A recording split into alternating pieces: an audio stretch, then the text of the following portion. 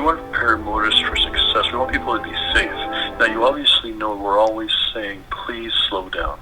That's good for anything. If your speed is lower, any potential impact if you become involved in that collision is less, and the potential injuries from that collision are less as well. So obviously, step one, slow down. If you happen to see a deer on the roadway, and bear in mind, deer will appear very, very quickly. They're very powerful jumpers. You may have little to no warning. So if you happen to be driving along in an area and you see that yellow deer warning sign, this is a popular deer area, that's another indicator to keep that speed down. Watch, scan that roadway. For heaven's sakes, don't be worried about your news feed. You shouldn't have that phone up anyways, but you really got to pay attention. Some folks will use, the deer whistles. You'll notice deer fences, reflectors along the sides of areas where there's very high deer population. But again, they're very powerful jumpers. There's no guarantee that will keep the deer away from the road. From sunset until midnight, which is kind of a lower light time, or from sunrise, so just before we move from darkness into daylight, that early morning hours, these are higher risk times for those deer vehicle collisions. Obviously, one factor being that lower light, harder for us to see, right? So again, I've already mentioned this, but your speed. A slower speed is one of your best defenses across the board for traffic safety. But again, in this area, you want to think about slowing down. Given the area that we live in, it's dark.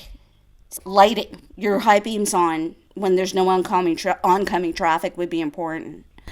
Absolutely, and thank you for mentioning that. We do want to focus on the fact that the high beams will give us a better visual range, but we don't want to blind any oncoming traffic or be a nuisance to a vehicle ahead. So make sure there's plenty of room around you before you use those high beams. But definitely in those lower lit areas, any advantages we give ourselves for our visual range. So high beams, yes, for sure.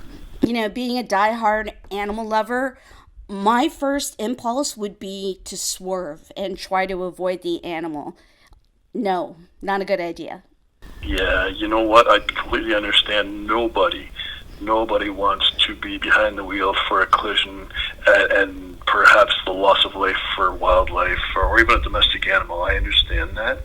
But if you swerve in the oncoming lane and there's an oncoming vehicle, now we've got a head-on collision, potentially very, very serious injuries for people.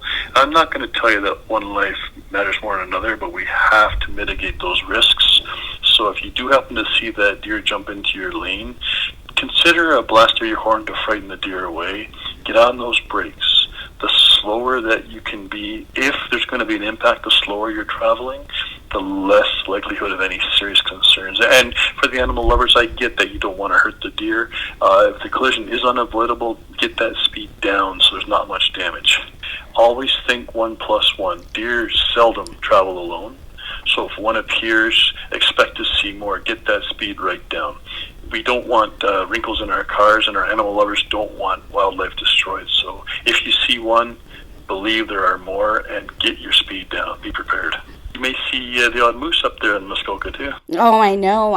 Actually, last spring, a friend of mine clipped one, and the moose was okay, car not so much.